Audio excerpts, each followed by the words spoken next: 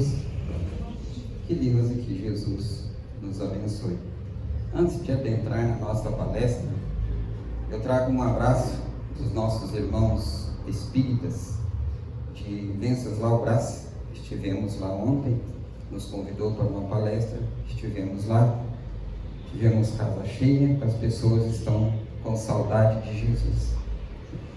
E estou sendo portador de um abraço de todos que lá estavam e nos solicitou para convidar a todos para o dia 31, fora esse domingo no outro, teremos um dia de psicografia, fora esse domingo no outro, dia 31. Começa mais ou menos 7 horas da manhã e vai o dia todo, com diversas palestras, e um determinado momento vai ter o dia de psicografia, para quem se interessar.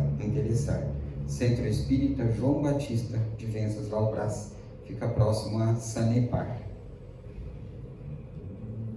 Desde que a Terra foi constituída e que nós aqui estamos aqui para aprender. Assim como nós temos um filho que nós colocamos então no jardim de infância, no primário, e ele vai subindo gradativamente no seu conhecimento, na sua escolaridade, chegando então a doutores, a médicos, a advogados e diversos outros atributos. Nós na Terra também somos assim. Desde que a Terra foi constituída, nós estamos em constante progresso. Progresso moral, espiritual, intelectual também.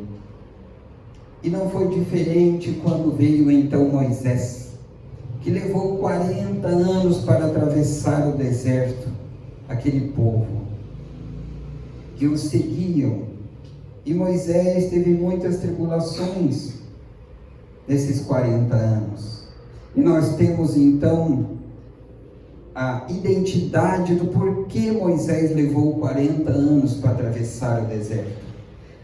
Essa trajetória que ele fez se fazia em poucas semanas, mas ele levou 40 anos justamente para o povo mudar o seu comportamento, mudar seus pensamentos, suas atitudes perante Deus.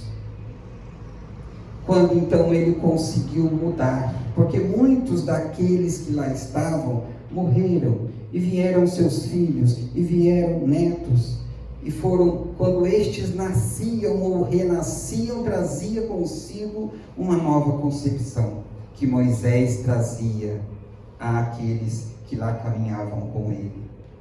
Era o enviado de Deus para mudar a cabeça de todos nós, para haver uma transformação. E quando se fez necessário, chegou Jesus. E Jesus então não veio extrair nada dos ensinamentos de Moisés. Jesus veio então para que se cumprisse tudo aquilo que Deus já tinha enviado através de Moisés. Só que Moisés era no olho por olho, no dente por dente, e muitas pessoas ainda são assim. Deu um tapa, vai levar outro. Falou A, vai escutar B. Muitos de nós ainda temos muito de Moisés dentro de nós. No olho por olho, no dente por dente, na vingança. Isso foi há mais de 2000 anos atrás. E nós temos muito ainda de Moisés. Mas Jesus veio falar da transformação através do amor. O grande exemplo é Maria de Migdol, ou Maria Madalena, mais conhecida nos espíritos como Maria de Magdala.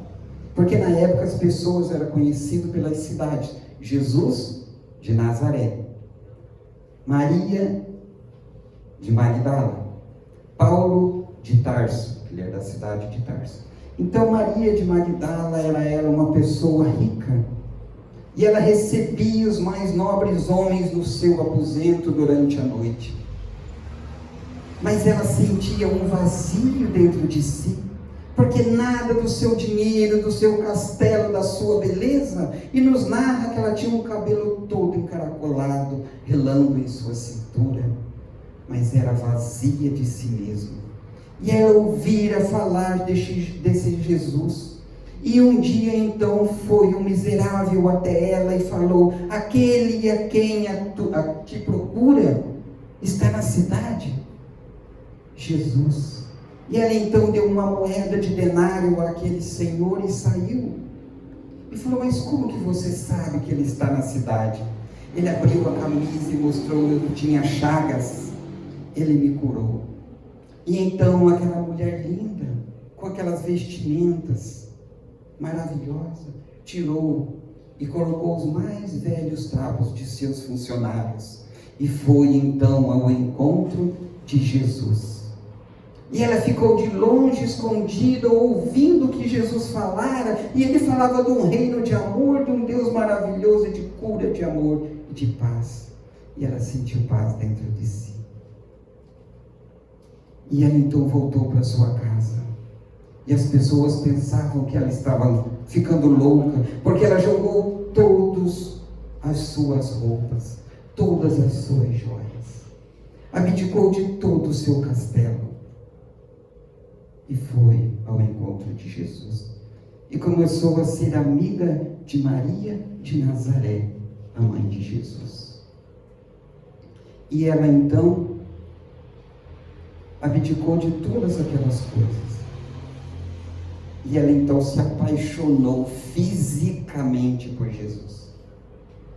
Ela ainda não tinha entendido o propósito. Até quando Jesus partira para a pátria de amor, ela então ficou ali desolada, até que veio de frente com ela alguns leprosos, tocando a matraca, porque quando os leprosos passavam, eles vinham tocando uma matraca, fazendo barulho, para ninguém se aproximar, para não contrair. E junto com aquelas famílias existiam crianças. E aproximou-se dele aquelas pessoas e falou: onde eu vejo, onde eu encontro Jesus para curar as nossas chagas? Ela falou: chegaram tarde, porque ele já partira para a pátria de amor. E ela então falou do amor de Jesus. E aqueles familiares foram, até que uma última criança olhou para ela e acenou com a mão. E então ela entendeu do amor de Jesus, quando um dia Jesus falou para ela: seja mãe dos meus filhos. Mas ela tinha pensado: miserável de mim, que meu ventre nunca gerou e meu seio nunca amamentou. Mas naquela hora, naquele momento, ela entendeu o propósito de Jesus e começou a caminhar com eles, e aquela família começou a ser a família dela. Quando então o sol se punha, ela subia no outeiro e falava das maravilhas, dos milagres da bondade de Jesus. E quando toda tarde que ela subia no outeiro, ela falava: vós, meus irmãos. Até que um dia ela foi ao rio se banhar, tirou uma parte da sua vestimenta, viu em si aquelas marcas vermelhas. Ela então pegou um espinho e furou. Ela tinha contraído a lepra. E a partir daquele dia, daquele momento, ela subia no outeiro e falava: vós, os meus irmãos. Já se sentia junto à família daqui. E com eles ela prosseguiu. Até que um dia, muito doente, ela lembrou de Maria de Nazaré e foi ao encontro de Maria de Nazaré. Mas ela não aguentou. Mesmo durante o dia, ela descansava por causa do sol de mais de 40 graus. E à noite, então, ela seguia solitária e foi ao encontro. Chegando nas portas da cidade, ela desmaiou. Mas quando ela acordou, já acordou nos braços de Maria. E Maria acudiu, socorreu, mas ela veio a desencarnar. E quem veio buscá-la? O próprio Jesus. E dizem que naquela noite, uma estrela brilhante surgiu no céu. Maria de Magdala tinha entendido, ela teve a transformação que Jesus veio nos passar. Como não lembrar de Pedro, aquele que negou Jesus 3 vezes, então quando ele ouviu o galo cantar por 3 vezes, sua consciência despertou. E quando também Jesus partira para a pátria de amor, ele se juntou com Maria de Nazaré e fundou então a Casa do Caminho, que recebia a todos. Houve a sua transformação quando o galo cantou 3 vezes e ele lembrou que tinha negado. Como não lembrar da transformação de Paulo de Tarso, que até então era Saulo, perseguidor daqueles que amavam a Jesus. Mas então um dia, montado em sua montaria, em seu cavalo, ele viu Jesus. Um detalhe, Jesus já tinha desencarnado. Ele viu aquele clarão e caiu de cima de sua montaria, caiu de joelhos e disse: Senhor, o que queres que eu faça? Ele era perseguidor de Jesus. Quando ele viu a energia, o amor, aquele clarão que o deixou cego, ele caiu de joelhos e disse: o que queres que eu faça? A partir daquele momento, ele não era mais Saulo, ele era Paulo. Até seu nome havia mudado. Então ele foi para a casa de Ananias, a qual ele perseguia. E ali Ananias orou e tirou as escamas da cegueira dos seus olhos. E Paulo de Tarso foi um dos que mais falou do amor do Evangelho de Jesus. Como não lembrar também da mulher do poço de Samaria, que Jesus chegou a ela e falou: se me dá um pouco desta água. Ela falou assim: tu, Jesus, você é judeu? Eu sou uma mulher samaritana, porque são inimigos os judeus com os samaritanos. Ele então olhou para ela e disse assim: mulher, essa água um dia secará, esse poço juntará bichos, mas a água que eu tenho para te dar nunca cessará e mata a sede de toda e qualquer criatura. E ela então olhou para ele e disse: Senhor, me dê desta água. Como não lembrar de João Batista, o mesmo que batizou Jesus? Quando ele acabou de batizar Jesus, ele ouviu a voz divina que disse para ele: este é meu filho amado, no qual eu pus a minha complacência.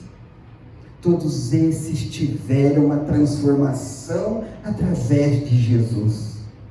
Como não lembrar também de Lázaro? Porque nos narra a Bíblia que Lázaro estava morto. Mas nós sabemos que quem morre não volta no mesmo corpo. Lázaro, ele estava num estado de catalepsia. Mas Jesus disse a ele: levanta-te. Surgiu ali então a ressurreição para uma nova vida. Como não lembrar de Judas? Quando ele percebeu que os tesouros da terra nada tinha a ver com os tesouros de Jesus. Porque quando então pegaram Jesus e crucificaram, ele então se arrependeu do que tinha feito. Jogou as suas moedas ao chão, foi numa árvore e se enforcou. E nos narra a espiritualidade que quando Jesus estava na cruz, já desencarnado, veio uma pleiade de espírito buscá-lo. E Jesus chamou um daqueles espíritos e falou algo para ele, e aquele espírito saiu. E nos narra a espiritualidade, que Jesus disse a um daqueles espíritos: vai até Judas, meu irmão, e veja como ele está. Aquele que tinha o traído, Jesus chamou de irmão. E hoje qualquer brinquinho nós falamos que nem olhar naquela pessoa. Eu perdoo, mas não quero nem que passa na minha frente. Que perdão que é esse? Que exemplo de Jesus estamos pegando para nós? Quem somos nós? A não ser que nós somos maior que Jesus. Porque aquele que nos chamou de mestre, nos ensinou a perdoar. Disse mais: que mérito que tem amar aquele que nos ama? Que moral? Nenhum. Nós temos que amar aos inimigos. Não estamos pedindo para chamar no churrasquinho a picanha e Coca-Cola na nossa casa, mas sim perdoar, porque nós também erramos. Ah, Jesus, perdoa o meu pecado. Deus, perdoa o meu pecado.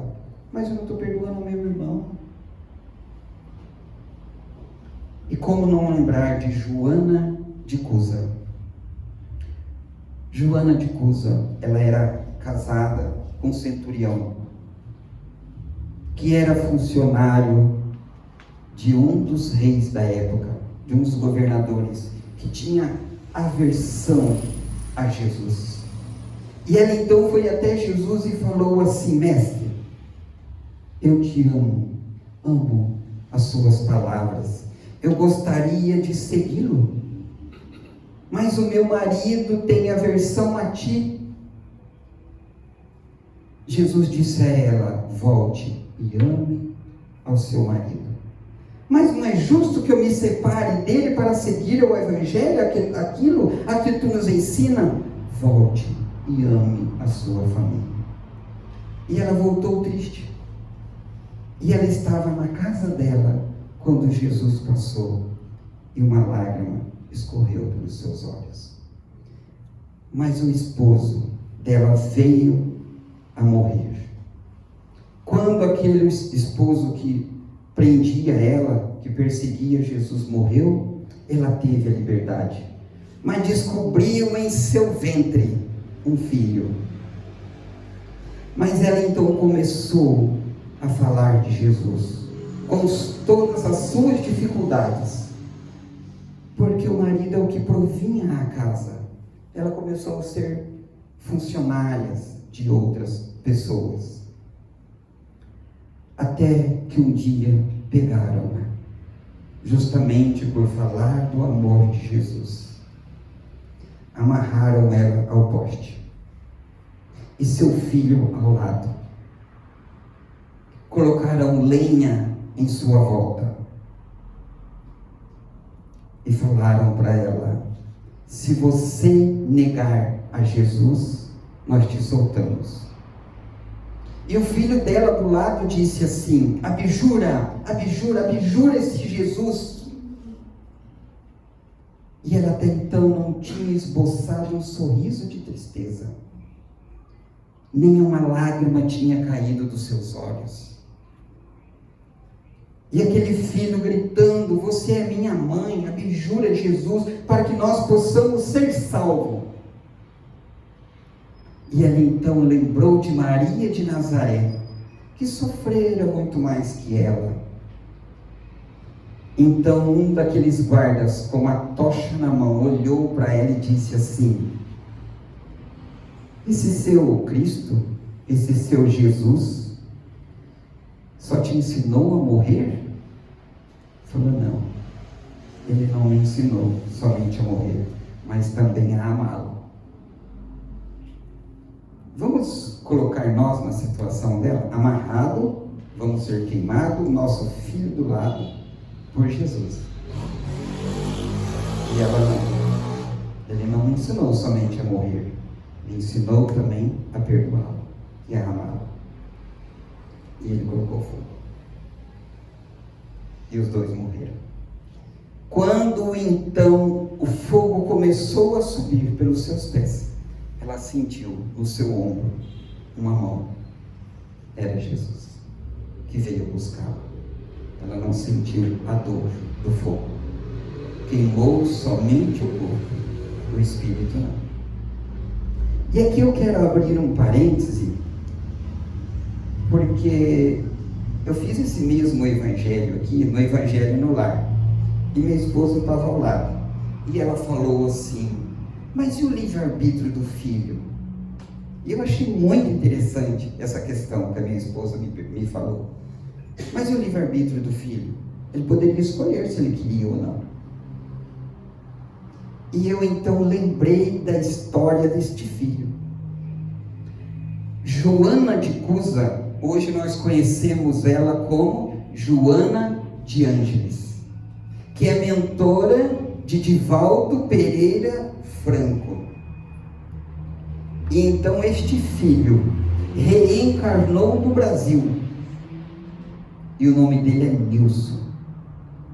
Quem que era Nilson? Amigo, parceiro, companheiro de Divaldo Pereira Franco. E sabe por que esse Nilson foi trabalhar com o Divaldo?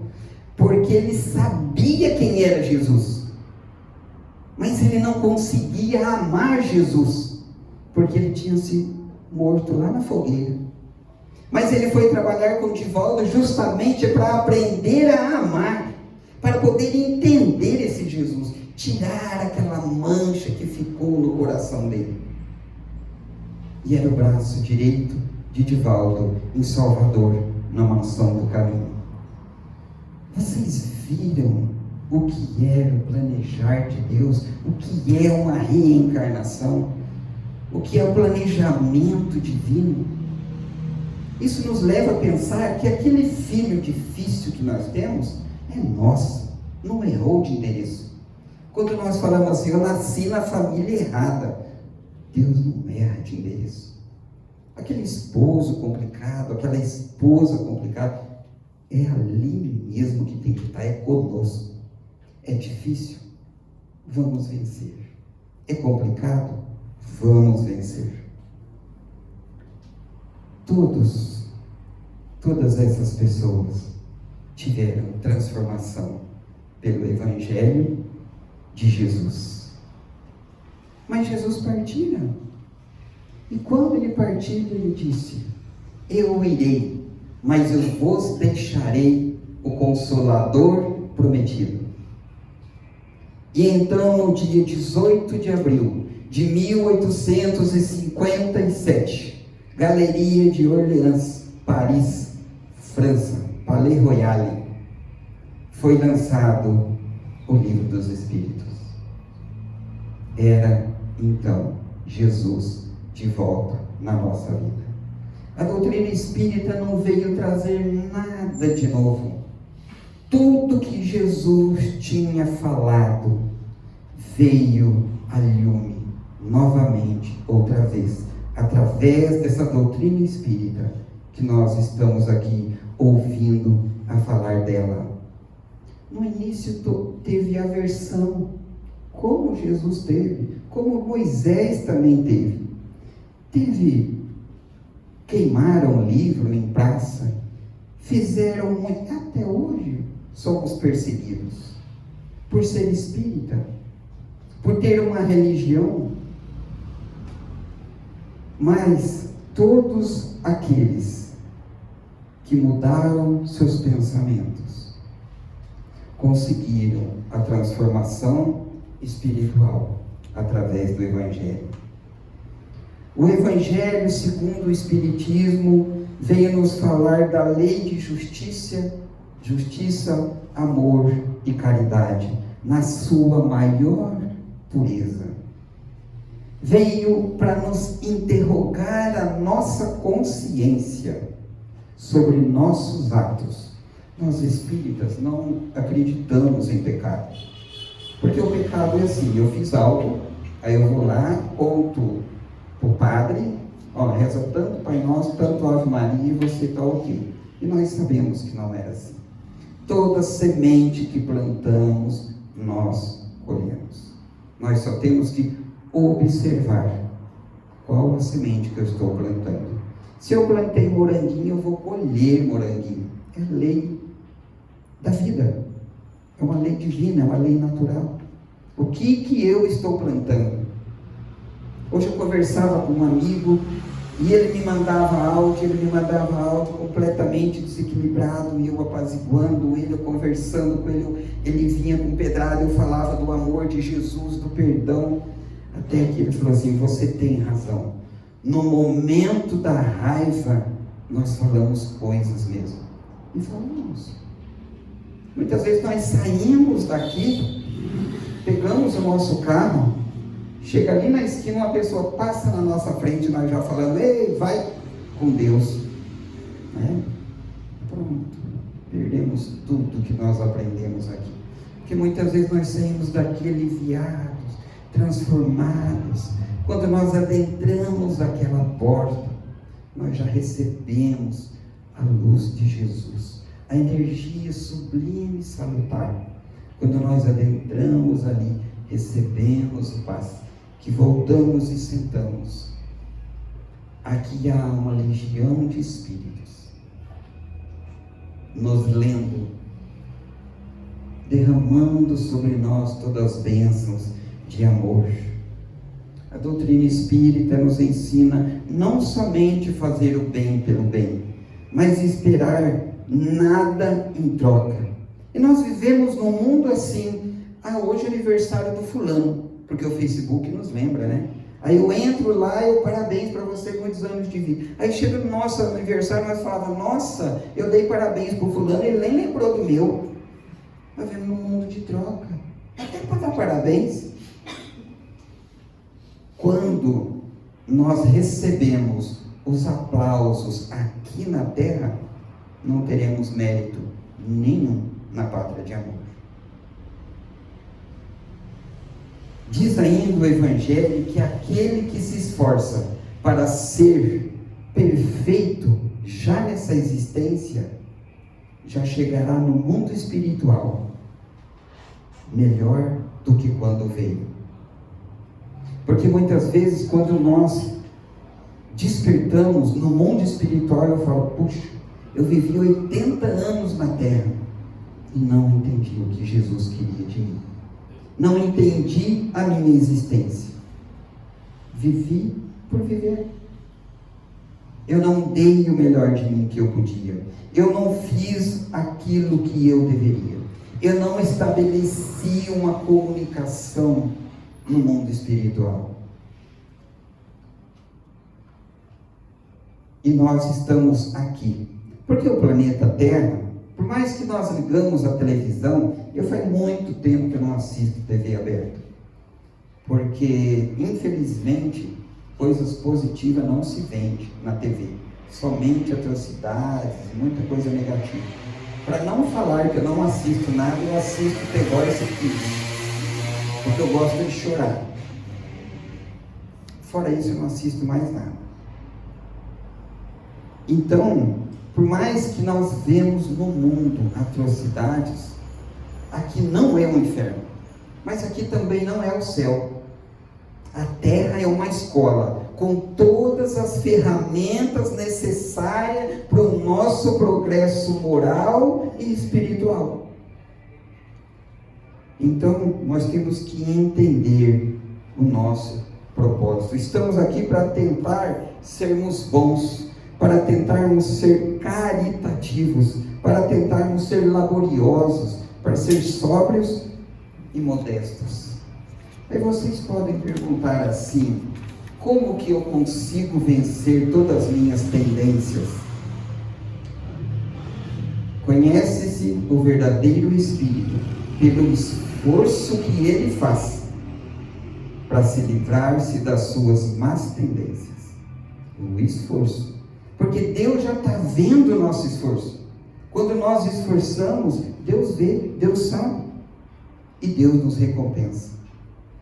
Então nós temos que passar por todas as nossas provas e expiações que aparecerem em nosso caminho, dando glória a Deus, agradecendo, Por quê?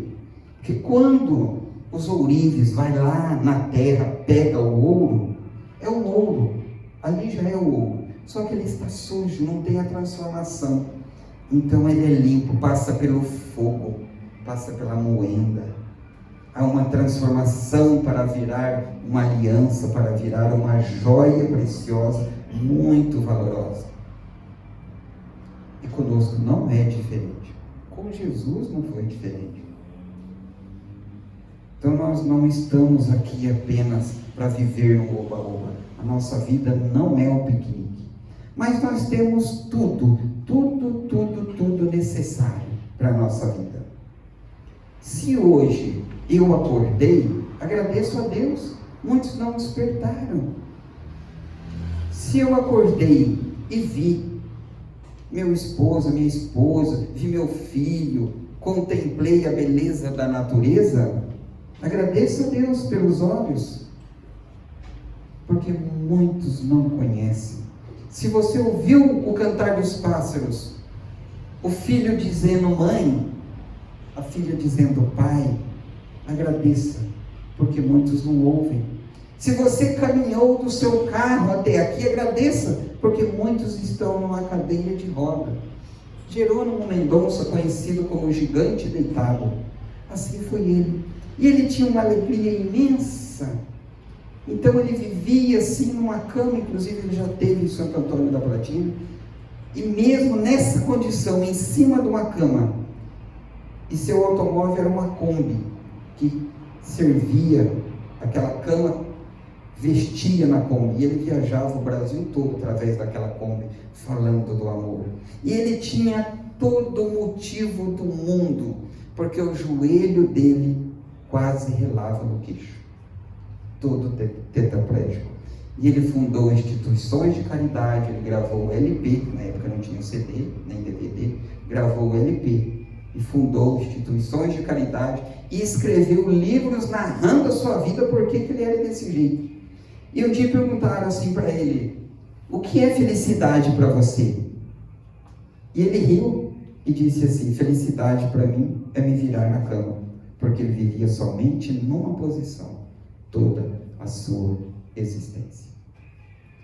Então veio Moisés e arou a terra. Veio Jesus e jogou a semente, plantou a semente. Então veio a doutrina espírita colher esse doce fruto do amor de Jesus. Nós somos privilegiados por estar aqui, por conhecer essa doutrina maravilhosa, por entender ou procurar entender essa doutrina. E quando nós começamos a estudar, nós vemos a profundidade de Jesus, nós vemos a profundidade do amor de Deus na nossa vida, nós entendemos o nosso propósito de existência, da onde viemos, para onde iremos, o que eu estou fazendo aqui. Essa doutrina veio nos esclarecer. Esse mesmo Jesus que transformou Paulo, que transformou Joana de Cusa, que transformou Maria Madalena, a mulher do poço, é o mesmo Jesus. É o mesmo Jesus. Está ao nosso alcance. Se nós mantermos a humildade, eliminar em nós todo orgulho, soberba e vaidade, nós já estamos meio caminho andado. Fazer o amor, praticar, nos doar, para que haja essa transformação. Porque quando nós doamos um abraço, nós produzimos enzimas em nosso corpo. E aquilo nos dá satisfação de alegria, de contentamento. Quem doa, quem recebe. E o contrário também. Eu estava certo dia no mercado e tinha uma mulher passando uma mercadoria, uma pessoa do lado e eu aqui. E ela começou a narrar, fulana fez isso, fez aquilo, e começou a contar para outra, e de repente a mulher do caixa começou a passar o produto, começou dar soco assim, eu falei, meu, entrou na sintonia. Aí ficou 3 pessoas naquela sintonia, de a narração de uma pessoa contando da outra. E o bem também. Tem pessoas assim que fala com a passividade, com amor, com carinho, com mel nos lábios. Quando ela sai da vontade de falar, não, fica aqui mais um pouquinho, está tão bom. Que sejamos esta pessoa, que ao sair da presença de outro, possamos deixar no coração daquela um pouco do amor de Jesus. Que nós então possamos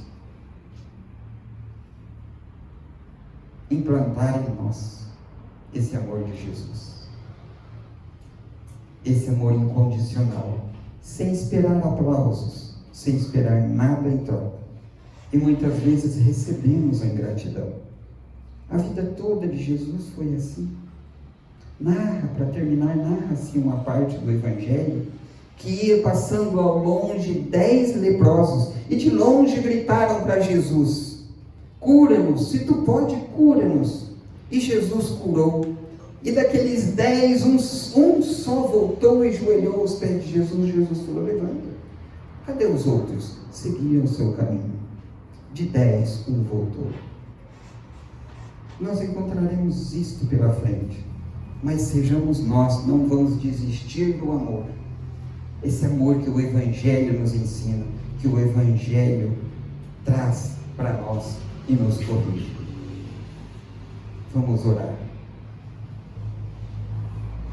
Pai nosso dos céus, graças lhe rendemos por estarmos aqui reunidos nesta família de amor.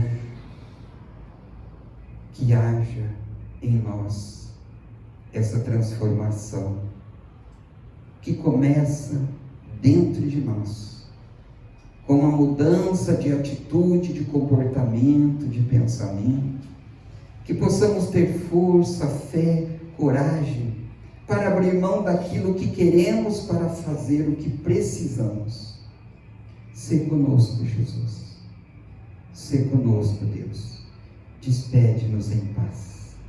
Que quando adentrarmos a sala do passe, possamos receber energias sublimes e salutares que venham nos complementar